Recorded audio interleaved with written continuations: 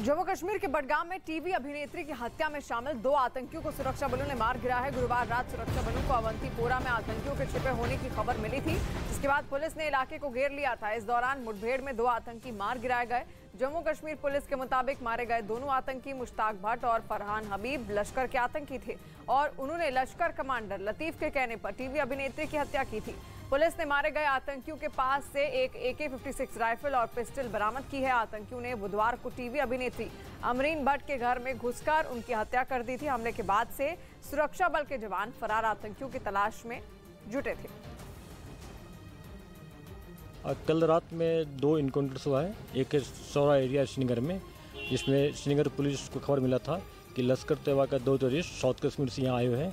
Srinagar police की एक छोटी टीम गई, उसको फॉलो कर रही थी। जाते अंदर से फायरिंग आ गया। रिटेलिएशन में दोनों टेररिस्ट मारे गए हैं। दोनों local terrorist C category terrorist है। एक AK-46 राइफल, एक पिस्टल मिला है। दूसरा इनकाउंटर अवंतीपुर एरिया हुआ है, उसमें 2 LAT का टेररिस्ट मारा गया है। और हम सब को याद है कि 2 दिन पहले एक TV एक्ट्रेस को मारा था। हम लोग तभी से उसको ट्रैक कर रहे थे। उसमें से दोनों मारे गए हैं। लतीफ़ के डायरेक्शन पर दोनों ने किल किया था। तो जो हमारे लेट जो सिस्टर हैं अमरीन, उनको जस्टिस मिला है। और इस पूरी खबर पर इस वक्त रिफत अब्दुल्ला हमारे साथ जुड़ गए हैं। रिफत, अभी क्या अपडेट है? कल 2 आतंकी मारे गए हैं, लश्कर से जुड़े हुए बताए जा रहे हैं। फिलहाल क्या अब भी सर्च ऑपरेशन चलाया जा रहा है? देखिए, जिस तरीके से IGP ने कहा 2 ऑपरेशंस चल रहे थे। एक अवंतीपोरा में चल रहा था और एक रात के दौरान ही सौरा श्रीनगर में शुरू हो गया था, आउटस्कर्ट्स में। और दोनों जगहों पे जो है एनकाउंटर खत्म हो चुके हैं। 4 मिलिटेंट मारे गए। लेकिन IGP ने बताया कि जो अवंतीपोरा में 2 मिलिटेंट मारे गए और वो इन्वॉल्व थे, ये जो TV आर्टिस्ट थी अमरीन, जिसका चाडोरा में जो है कत्ल किया गया था, वो उसमें मुलव्वस थे। और उनका नाम शाहिद मुश्ताक एक का नाम और दूसरे का नाम फरहान हबीब बताया जा रहा है।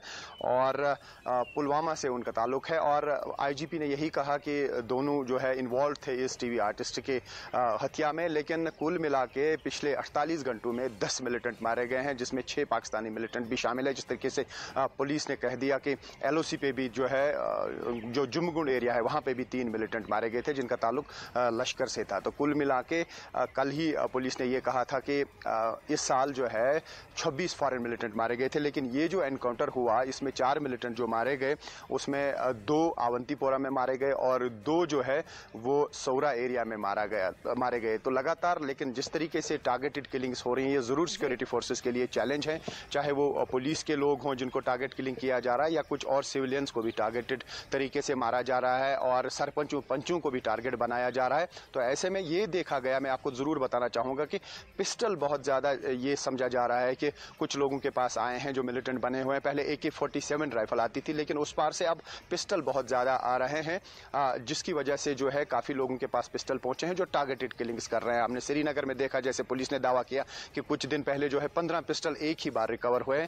तो बारामूला में भी 6 पिस्टल जो है 2 दिनों में रिकवर हुए हैं। तो काफी जगहों पे पिस्टल जो पहुंच गए हैं, उसकी वजह से टारगेटेड किलिंग्स हो रही हैं। लेकिन ये जो जिस तरीके से IGP कह रहे हैं कि न्यूली ज्वाइंड मिलिटेंट्स थे, तो कहीं ना कहीं और रिक्रूटमेंट जो है लोकल लड़कों की हो रही है, जिसकी वजह से जो है मिलिटेंट्स की, लोकल मिलिटेंट्स की तादाद कुछ एरियाज में बढ़ गई है और टारगेटेड किलिंग्स हो रही हैं। जी, टारगेटेड किलिंग्स लगातार हो रही हैं और यही चुनौती भी बनी हुई है। लेकिन रिफत, आपने जैसा बताया 48 घंटे में अब तक 10 मिलिटेंट्स मारे गए हैं, 10 आतंकी मारे गए हैं। और ये टारगेटेड किलिंग्स जो हो रही है, एक बड़ा संदेश भी यहाँ पर आतंकी देने की कोशिश कर रहे हैं। और जिन TV एक्ट्रेस की कल मृत्यु की गई वेडनेसडे को, क्या वजह उसके पीछे बताई जा रही है?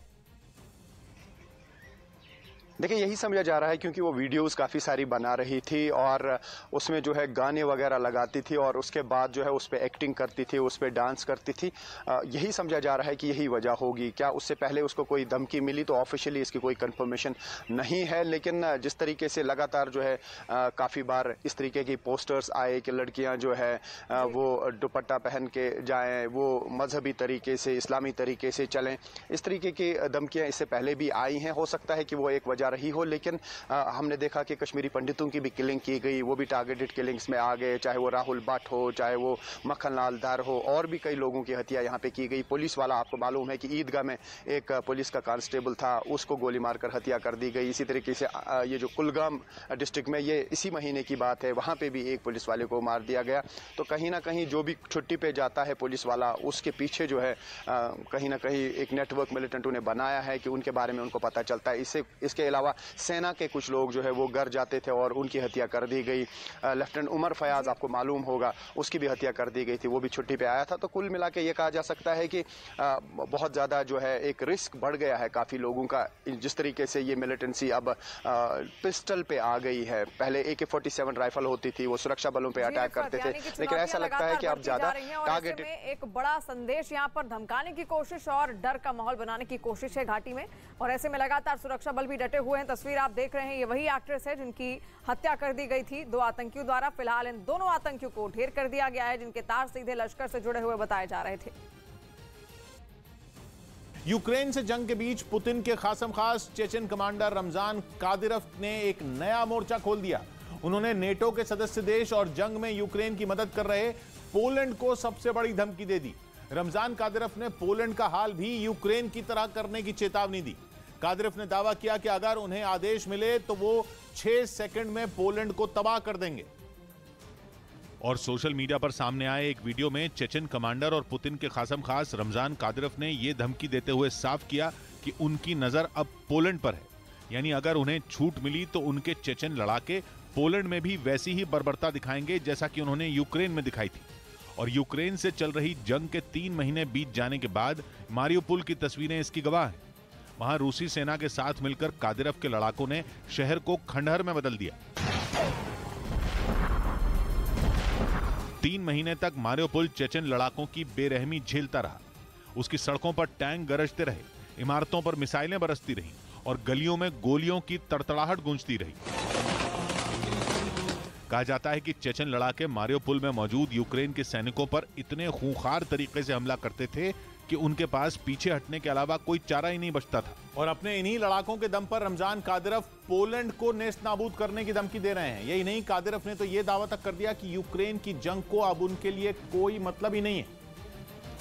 और वो मान रहे हैं कि यूक्रेन की जंग तो रूसी सेना के साथ मिलकर उनके लड़ाके वैसे ही जीत लेंगे, क्योंकि मारियोपोल पर कब्जे के बाद अब उनके लड़ाकों की मंजिल यूक्रेन के पूर्वी इलाके हैं, जहां वो ज़ेलेंस्की की सेना के ऊपर ताबड़तोड़ हमले बोल रहे हैं।